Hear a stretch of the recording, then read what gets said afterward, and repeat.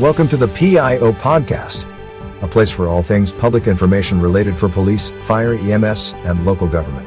An open forum to learn, grow, and develop your public information skills. Your host, Robert Tornabene, is a public information officer with over 10 years in the field and 27 years of law enforcement background.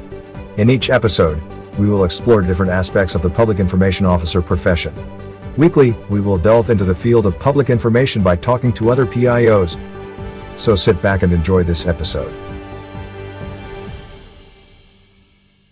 Good afternoon, everybody. Today we have a special guest on. We have Stephanie Slater from the Boynton Beach Police Department. She's a public information officer. Stephanie, thank you very much for coming on. How's it going down there in Florida? Thank you so much for having me. It is beautiful. It's in the 80s today. So I'm sorry for everyone who's dealing with snow right now, but come on down to Florida anytime. God, 86 degrees down here. That's amazing. You look at what's going on in Texas and the power outages there, and the messaging that I've been looking at some of the larger agencies down there has been phenomenal. And then there's been others that I've seen have just been, it's certainly, you would think that their messaging would be a little bit more on par. I guess it just goes to what they're prepared for, and they probably were never really prepared for this. Yeah, my brother actually lives in Houston, and fortunately he never lost power, and everyone is safe. And we have a lot of, through the National Information Officers Association, a lot of our members in Texas, and we've been checking in with all of them and seeing the phenomenal messaging that they're doing. Many of their EOCs, the PIOs have been living out of their EOCs for the past couple of weeks. So they're doing tremendous work. I think that also speaks to the networking of PIOs, in that when you see a major a weather disaster, which is a crisis, and that's where you reach out to your fellow PIOs, you check in on them, see how they're doing, and then say, if you need anything, I'm here. You need help with a retweet, or you need help crafting a message, or you just need to scream into the phone to someone, I'm here for you. Right. And and I think a lot of PIOs don't realize that sometimes it's almost better for them to reach out to the PIOs that are not in the same region that are in, to allow them to do it remotely, because those other PIOs may be experiencing the same situation like they did in Texas, and you don't necessarily have that resource. But, remote work can be easily done nowadays. We've seen it, in just about every profession, but in ours, to help somebody out maintaining listening or returning or retweeting or finding content that comes from organizations to fill your timeline, that's all easily done remotely. Absolutely. And if you're sitting there thinking, I must be the first person to experience this, my agency is probably the only one that's ever dealt with it. Wrong. There's likely a PIO somewhere across the country that has gone through it. And that's really the benefit. What I saw early on as a PIO was the benefit of joining the NIOA and getting to know PIOs all over the country. And so that when something obscure happens in your neck of the woods, there's other PIOs that you can reach out to and say, hey, do you possibly know someone who dealt with this? Or, just calling and saying, can you please help me? Walk me through this. Let's talk about it. Yeah, don't be afraid to ask for that help. That is probably the number one thing that I learned when I first got into the field, was reaching out to the people that were around you and saying, hey, do you have this policy? Have you ever done this? And how do you do it? And I think, I've been doing this for almost 14 years now, and there is not a day that goes by that I don't learn something from another PIO or a PR professional. And I think it's a big disservice if you're not continually learning in this job. It's a disservice to your agency. It's a disservice to your community and to yourself. Our industry is constantly evolving and changing, and a strategic PIO is going to change with it. That's awesome. That's a great way of putting it, is we always have to be moving forward, always. So, Stephanie, how did you get your start as a public information officer? 14 years, that's a lot of time. Where did you get that into that from? I was actually a newspaper reporter. I covered breaking news and crime for the Boca Raton News and then the Palm Beach Post. And I actually covered the Boynton Beach Police Department. It was my beat at one point in time. and I got to know the police chief.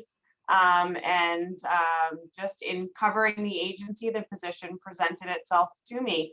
At the time, they didn't have a full-time PIO, and they didn't have an office of media relations per se. It was, a job that, somebody else was doing in addition to all of their other responsibilities. And the chief at the time recognized that the public information officer is a full-time position within a police department, because it's so much more than just talking about a breaking news incident. It's about building relationships and building trust within the community. And that takes time. That's not something that's going to happen overnight. There is a strategy that is involved in how you build a relationship with your community. And it doesn't stop once the relationship is built. It's, it's constantly evolving and changing with the demographics of your city, changing with the needs of your city and the needs of your agency. And it's been 14 years, and I'm just as passionate about this job as I was when I first started. I love my job, and I think I'm very blessed to be able to say that I enjoy coming to work, and I love my coworkers, I love my departments, and I'm proud of the work that we do here. Stephanie, it's amazing when people say I'm happy to come to work. There's not a PIO that I don't know that does not say something similar in that shape or fashion. Because we have the best job in the world. Yeah. I challenge anyone to tell me I'm wrong. I mean, there's days that, it's rough and you're like, oh, but I love this job. I fully believe we have the best job in the world.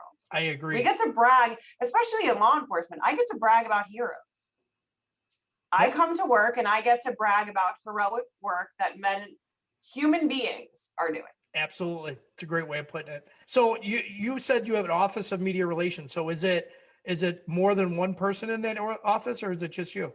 It's just me. Just you. I'm using the word office broadly. It's literally me. And that's okay. I mean, that, there are a lot of organizations where they have one person and you've got to do all the videos, you've got to do all the photography and the social media and all that fun stuff. That's okay. And then there are some organizations where they get in like an intern, or where they get a photographer that they get on loan from the city. Everybody's different, but I want to show everybody the perspective that it can be a one-person organization or one-person unit, because that's what most of them are.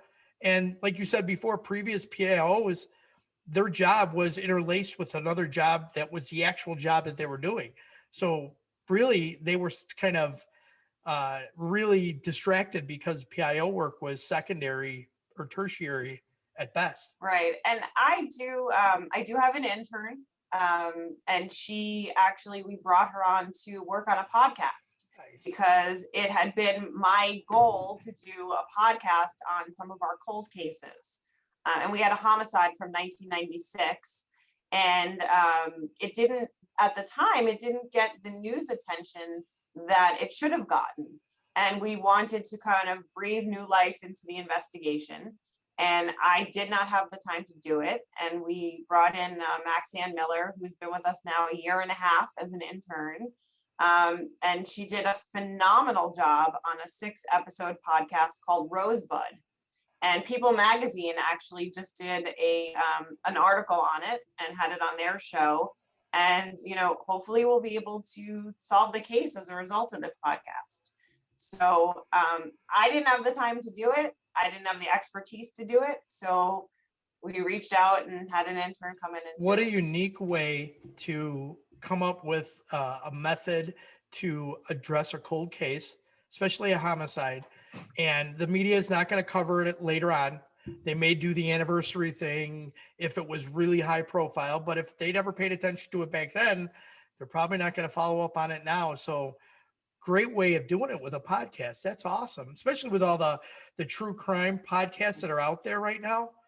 Yeah, amazing. That's a great idea. And I hope some of the listeners take that and say, hey, we could probably do that, because we just got to find a young college intern or a media intern that wants to turn their skills into something potentially even better. Exactly. And like I said, I didn't know the first thing about doing it. And she's like, oh, I can handle this. and she did a remarkable job on it. That is awesome. You know what? I'm going to have to go look for that. And is it on the police department webpage? It is. It's on bbpd.org.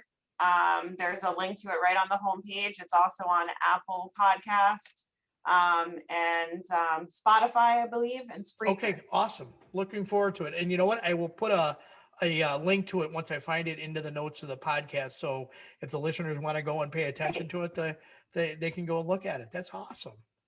Thank you. Great job. So there's a lot of things that your organization is doing and you are doing in particular that is amazing. But I want to talk about something that you did specifically as the NIOA president back in 2019. And God, we talked about this earlier, 2019, this is like ages ago, right? You authored an open letter to rebut an article by the Columbia Journalism Review, the CJR. And that article was about public information officers were obstructing journalists from getting their stories. So can you elaborate a little bit on it? So I had to go back and read the letter because, like you said, 2019 feels like a decade ago. But a lot of the issues that it brought up back then are still relevant today. And it was back in May of 2019, and it was an article where the reporter had tried to interview the Minneapolis police chief. And the PIO responded that the chief was busy, but she could email a list of questions as an alternative. And the reporter declined to email any questions, and basically just in the news article said that it was, the story was ultimately written without two major public officials at its center answering a single question. And the issue that I saw with that is something that PIOs deal with on a regular basis.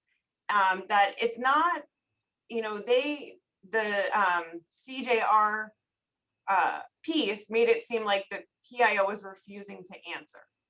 And that's not a refusal to answer. It's saying, I can't get you the interview, but I can get you the information. And a good PIO will do that for reporters. I do that on a regular basis.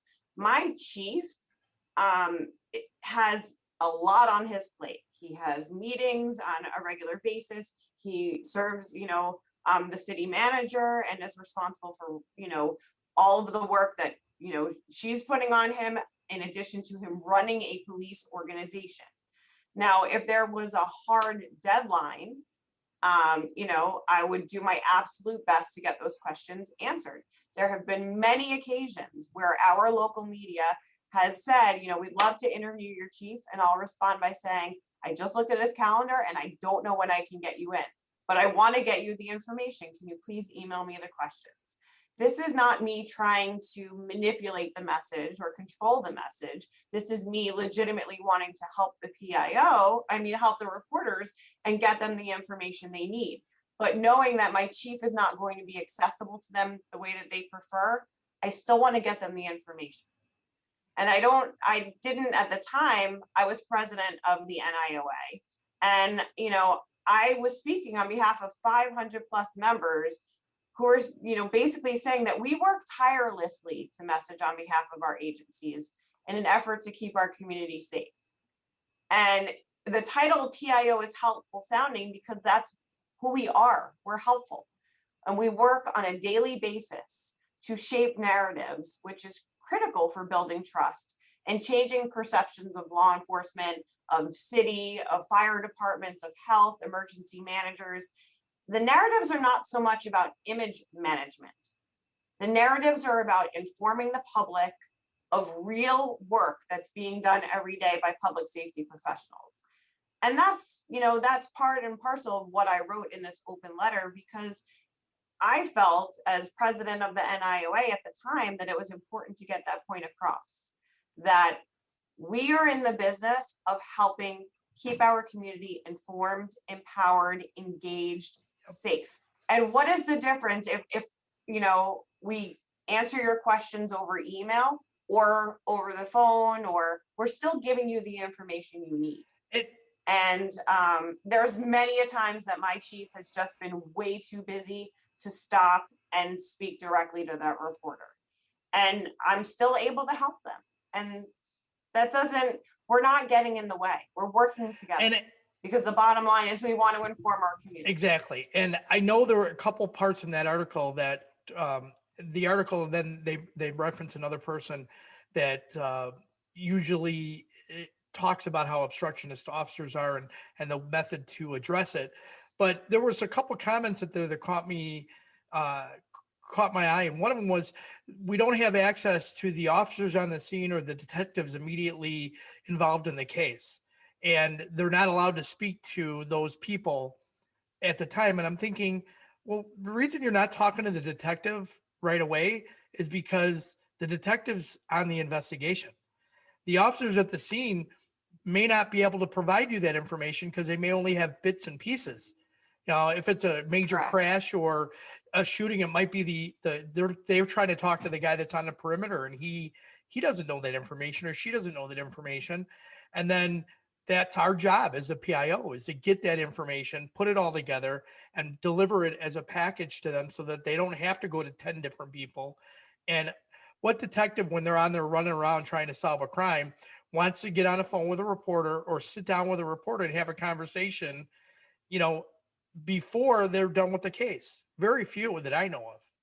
Exactly. And on top of that, as you are well aware, being in this line of work, information is constantly changing. So, what you may know the first 5 minutes, an officer who's set up on a perimeter, what he or she may know within those first 5 minutes is likely going to change 5 minutes later. Absolutely. And that officer on the perimeter may not be getting that updated information because their job is to hold the perimeter. So, but I think explaining things to the media, we have phenomenal relationships with our local media. And that's because we explain the why. We say we're transparent, but it's one thing to use that word. We're a transparent organization, but what does that mean? And I think by explaining the why, having more in-depth conversations, especially with your local media, that takes away that, oh, you're hiding something.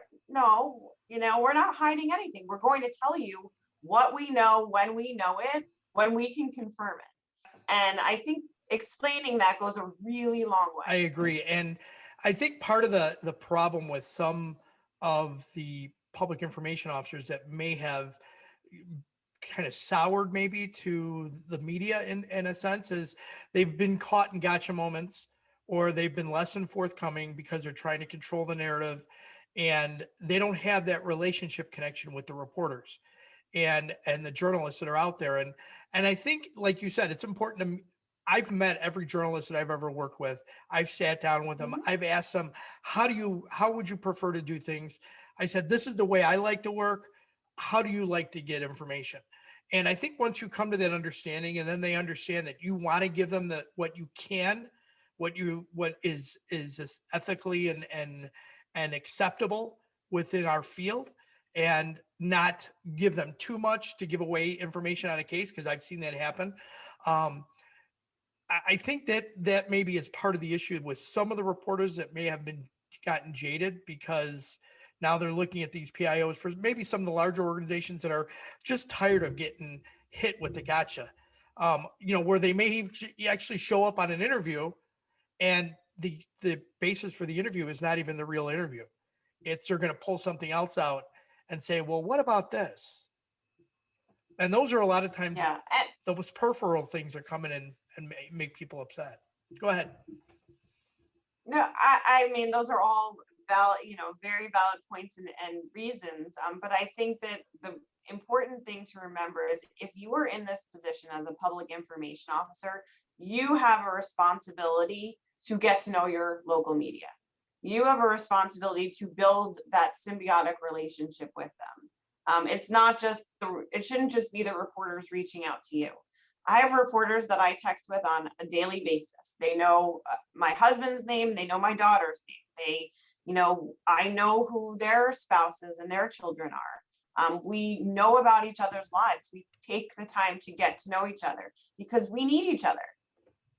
And, that goes a long way when something major is going on in your community And there's things, you know, that you can talk about, and there's things that you can't talk about. That's where those relationships really come into play.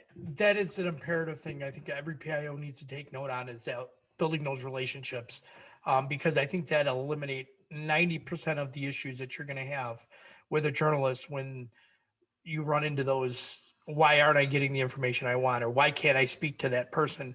And if you have that relationship and you can explain to them, this is why, they're on a case, they're undercover, the chief has got meetings, 10 meetings until next week, and I could set something up for you next week if it's not an immediate story, or just send me the questions and I'll get them answered. Right. You know, Stephanie, I appreciate that. And that article, I went back and read that. I think I've read it 3 times now since I brought it up. But and then I'm going off all the other articles that are connected to this. So there's so much in there, including the study that they had on PIOs that the SBJ put out. I don't. That one too was interesting. You could tell that. And I think if that study was done today, the answers would be a whole lot different than they were when that study was done many years ago. I would hope so. It still looked a little biased in the way it was presented too. But again, it's perceptions are always everything based on the writer. So that's the way it works on. All right, moving forward here. Your department invested in a lot of and invested in some software or access to a broadcast media monitoring platform. And in fact, you guys were featured, you particularly, in a broadcast monitoring blog. I'm sure the listeners are going to want to know your thoughts, the positives and negatives. What value did you see in this, getting this software or this program? So we have been loyal customers. And when I say we, the Boynton Beach Police Department has been using TVIs for over a decade now. And we learned about it at a Florida PIO conference. And we've been using it ever since. Now, there's other companies that are out there, and I mean, I'm sure all of them are fantastic. I can only speak to the one that we've been using for the past 10 years. But the bottom line is that if you are not monitoring what is being broadcasted about your agency, you are way behind the 8 ball. You have to know what is being said about your department every day.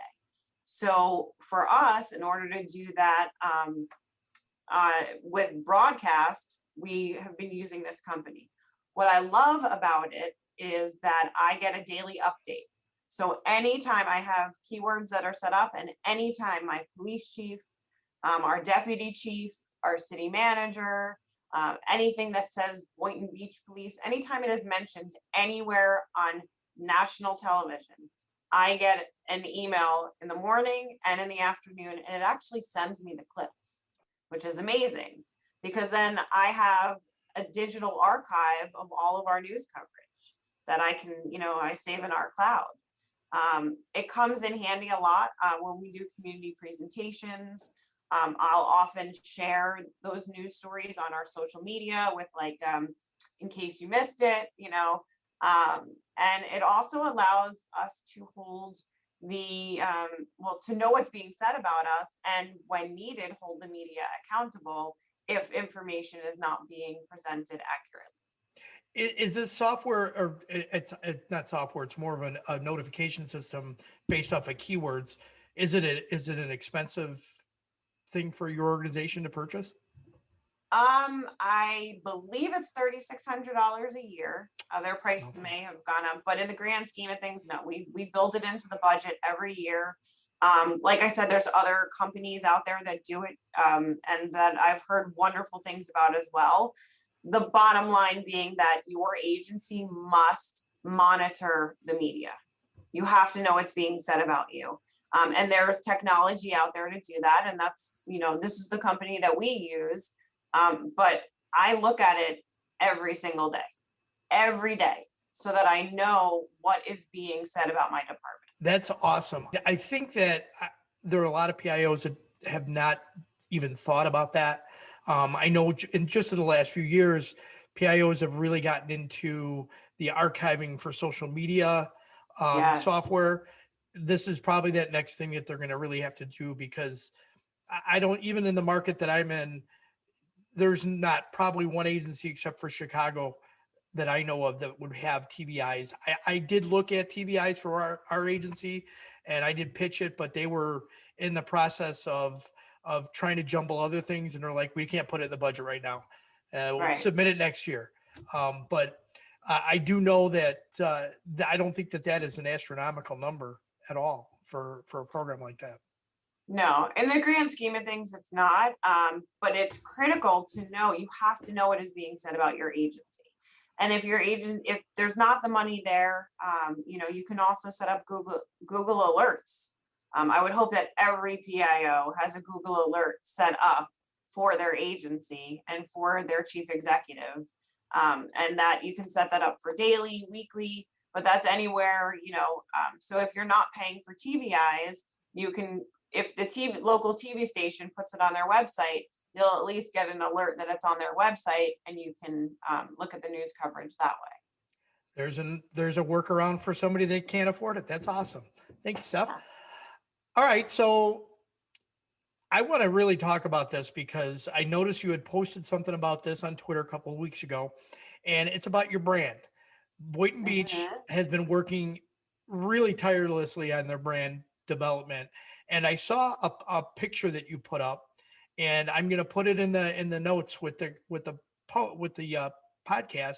But it was a picture of your female officers, and I thought, what a great way of highlighting your department and putting your brand together. Talk about it. Tell me about what all the brand work went into this, and then that picture itself. Yeah, so I'm really excited about this. We have under Chief Michael Gregory, he's been our chief now for about 2.5 years. We launched a whole new campaign centered around our core values of professionalism, respect, integrity, dedication, and excellence, which stands for pride. And why we went with that is not so much, it's not just the pride that we have in working for this department, but it's the pride that we have for our community. It's the pride that our community has in us and in the jobs that we do. So it's all encompassing. And we really wanted to kind of expand on the pride component in everything that we do. We recognize that the demographics of our agency, and I'm sure there's a lot of law enforcement agencies across the country that are looking at this as far as recruitment. Do the demographics of our agency, do they model the demographics of our community? And no, they don't. And so we have embarked on a recruitment campaign. The one that we had just put out is the first of a series that we'll be doing, that we want people within our community to come and be part of the Boynton Beach Police Department family. So we're starting with women. Next month is Women's History Month, and we'll be continuing our recruitment campaign throughout Women's History Month. But the specific ad that you're talking about, I got goosebumps when I saw it from, we're working with a PR firm or a graphic designer down in Fort Lauderdale called Hardcore Advertising.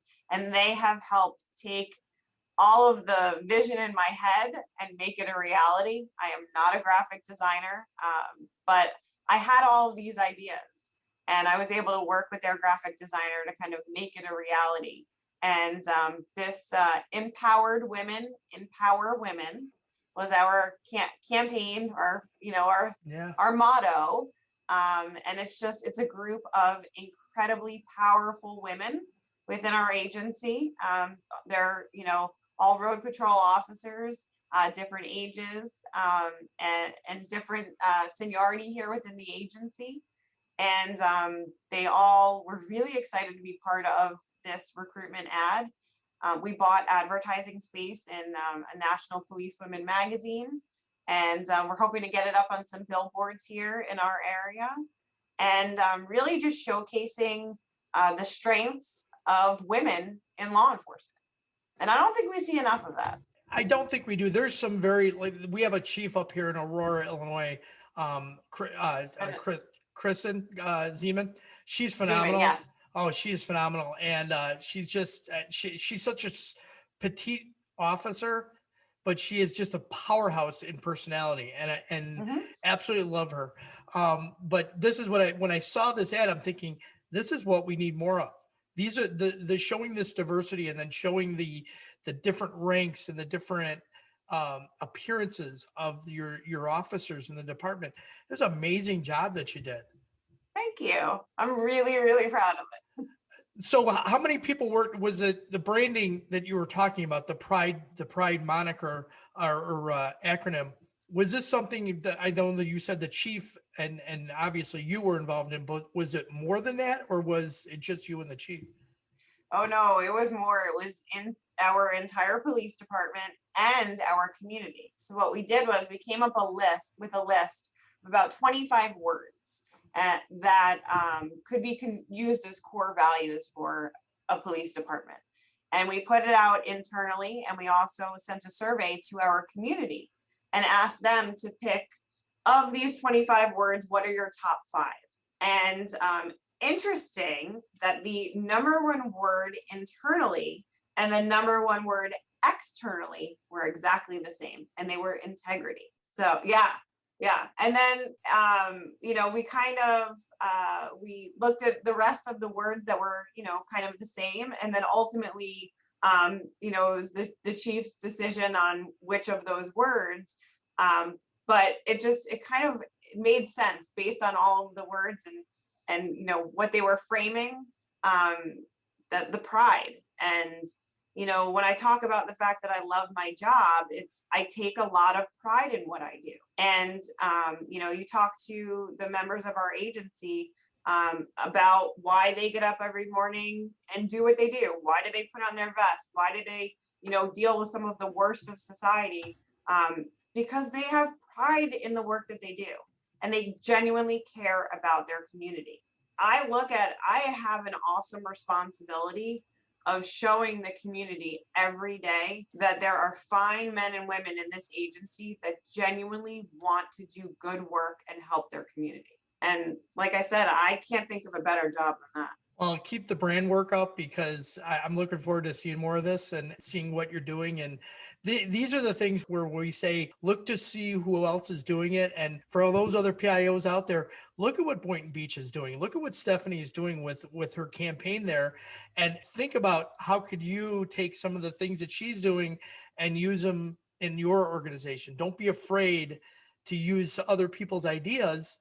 There's nothing wrong with that. Absolutely not. No, not at all. I think we all learn, from each other, and we all get better doing it together.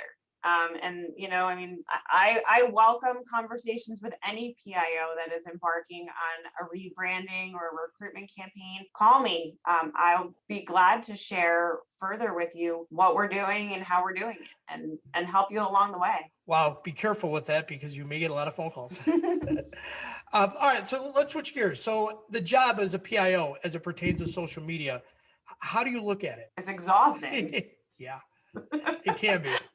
So social media in and of itself is a full-time job, and in a perfect world, there would be another person here handling it for me, because it takes a lot of work.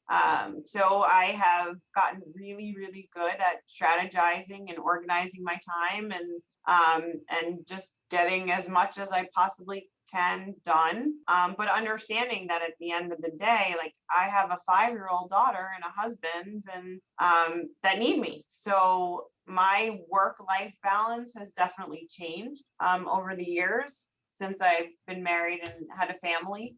I used to be married to my phone, and I am not so much anymore. That's not to say that it doesn't still consume me at 8:30 when she's fast asleep and I'm scrolling and looking at comments that have been made. And but I think over the years I've gotten really good at prioritizing. Every community's social media engagement is different. For our community, they engage on Facebook. That's really where our community is, and that's where we do the bulk of our messaging. We are also using Twitter, we use Instagram, we post our videos on YouTube, we do all of it, but the majority of our engagement in this community is Facebook. And I think that that's important for PIOs to figure out, is where does your community like to engage? And that's, you don't have to be everything to everyone, think about your target audience is your community, and where are most of them? And that's where you spend the bulk of your time. Our community is using Nextdoor, and they want to, they like getting information from us directly on Nextdoor. So we do a lot of engagement on Nextdoor and Facebook. It's funny that you talk about Nextdoor. One of my goals is to get Joe on from Nextdoor to talk. And Joe Pertelli. I'm waiting. Yeah, he's awesome. I'm going back and forth with him. I'm just waiting for him to get approval. But that Nextdoor is such a powerful tool that a lot of organizations still are afraid to jump on it. They're like, one more platform, and I'm like, it's not that bad. You just got to try it. So one more platform, but if that's, if you have to choose between that and another platform, you get on Nextdoor, because you can directly message to people who live in your community. And my crime prevention team, we saw an uptick in a specific neighborhood last week, and they went in there and they posted a crime prevention tips and reminder specifically to that neighborhood. And there were about 1,400 households in that neighborhood. That's 1,400 people that are hearing directly from your crime prevention team. That's huge. Facebook's algorithm makes that impossible. Yep, absolutely. And that's why I think it's such a powerful tool, and you just got to get agencies to jump on that. It's not hard to do. Once it's there, it's there. You just got to do it. All right. So we're going to jump into some rapid fire questions as we kind of wind this down. So get ready. All right. Okay. Here we go. Favorite food? My mom's buttery grilled cheese sandwich. Okay. It's nothing like grilled cheese and tomato soup, right? Favorite book or movie? My favorite book. I'm actually reading it for the second time right now. It's called The Midnight Library. It's a fairly new book, but it's phenomenal, and it's really making me think about my life. Cool. Binge-worthy TV show? Right now, it's Outlander. Okay. Which is a little racy, but it's so good. Okay. My daughter got us to start watching Bridgerton. And I already watched it. We literally watched 6 episodes in one night, 1:00 in the morning. We're like, we got to go to bed. Yeah. Definitely a little racy too. Well, if you and your wife liked Bridgerton, then go watch Outlander. Well, look at it. Must have junk food. Doritos. Oh, I love Doritos. Your mantra. It is what it is. I like that. If I could do anything, I would blank. I would own a flower shop. Oh. So yes. So when I was in high school and college, I worked in a flower shop. And there's just something about taking all different types of flowers and making an arrangement out of them and giving it to someone and seeing their smile. It's so rewarding. So I always say if I ever won the lottery, I would open up a flower shop. Awesome. I like that. That's a very unique one. I have not heard that one yet. That's awesome. If you could go anywhere in the world, where would you go? I would go back to Matachica Resort in Ambergris Key, Belize. I'd be there in 30 seconds. It's heaven on earth. Leave it at that, because I can guarantee it probably is. One person, dead or alive, you'd want to meet? Barbara Streisand. Why? Because my mom is probably her biggest fan, and I know that it would mean I'd bring my mom with me. And I think one of the most wonderful experiences I've had, I would say, like after I graduated from college, and my mom and I were, reconnecting at a time where I was out of college. So I was an adult, but the nonsense of my childhood had passed. And we went to a Barbara Streisand concert together, and we've been best friends ever since. And if I don't talk to my mom 30 times a day, there's something wrong. So I think I would want to meet Barbara Streisand. Awesome. I love it. Steph, any last thoughts, something you want to share? So yes, actually. So I have had the honor the past 3 years of being an instructor for FBI-LEEDA, and I am a huge supporter of the training that they provide. Judy Powell teaches their master PIO class, and myself, Sarah Connolly, and Adam Murick teach the master or the media and public relations class. I would strongly encourage any PIO who has not taken this training to do so. And not just because I teach it, but because it made me a better PIO. When I, I took the class twice. When I first became a PIO, and then 5 years later, I took it again. It is phenomenal insight into why we do what we do and best practices for doing what we do. The training, if you go to their website, it's FBI-LEEDA.org. Maybe you can link to it. Absolutely. on this podcast. The training is done throughout the country, and I would just strongly encourage anyone, and you don't just have to be a police PIO, it's any discipline. Any PIO can take this class and really, really benefit from it. And I took both of them, and I agree they made me better PIO, and I agree you can still benefit even if you've got a lot of experience. So Judy is phenomenal. She is the queen of it. She's the queen. She is, definitely. All right. So how can people best reach out to you if they want to learn more about you or possibly connect with you? So Twitter, at Strategic PIO. You can also email me at stephaniehslater@gmail.com is my personal email. Find me at Boynton Beach Police Department's website too, bbpd.org.